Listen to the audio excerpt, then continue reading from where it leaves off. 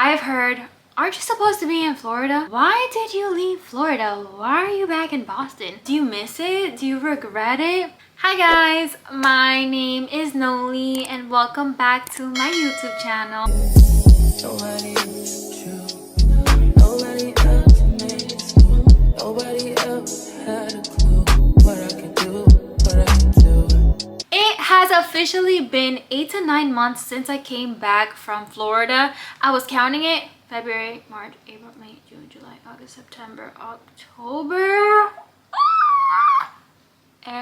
My gosh. Okay, it's been 8 months. Let's round it. It's been 8 months since I came back from Florida. When people see me, I've heard, aren't you supposed to be in Florida? Why did you leave Florida? Why are you back in Boston? Do you miss it? Do you regret it? My beautiful people, I'm going to answer all those questions today because I have so much to say. Let's get into the video, and thank you guys so much for watching. Also, if you notice, I dyed my hair blonde.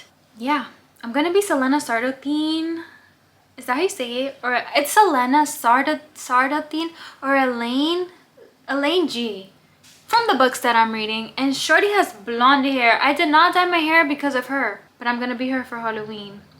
So I don't know, maybe she inspired me. If you don't know, I moved to Florida for a year and a half, and I decided to come back to my hometown, which is in Boston. I would love to share what it's been like for me here. My first official YouTube video, and the reason why I decided to start this channel is because I wanted to share my experience of me getting all my things and moving somewhere else, because it has been something that I have manifested. It's been on every vision board. It's been something that I've been trying to speak into existence, and I finally did it.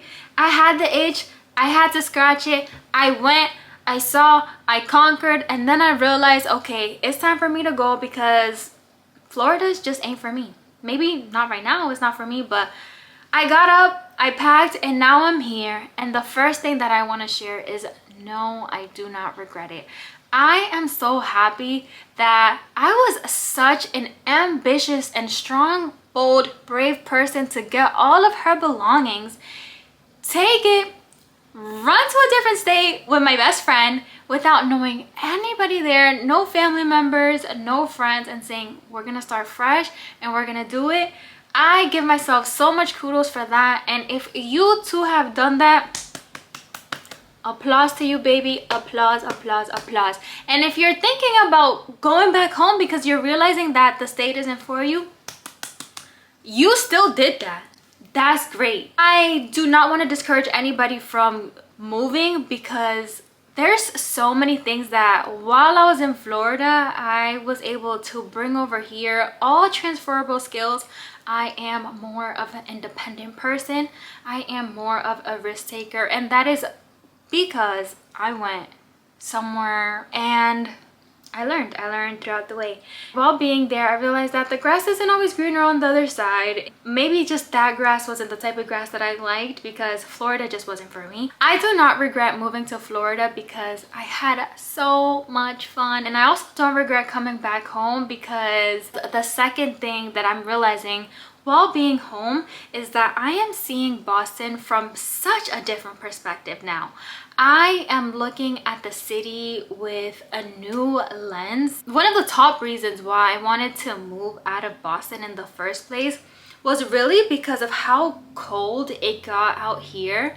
And now that I'm back, I am embracing the seasons so differently, where I am excited for the fall and I am excited for the winter because I know what to expect, and also because it's something that I wasn't getting back in Florida. It was just always hot, which was great. I am embracing the season so much more differently now. As a winter baby, Capricorn queen, I am so quick to plan out my birthdays in a place that's tropical. But this year, next year, because my birthday's in January, will be the first time that I'm actually embracing the winter. I want to go snowboarding. That is going to be just such a new experience. I'm excited for the seasons and I'm looking at it in a different light. I look at my surroundings with so much awe.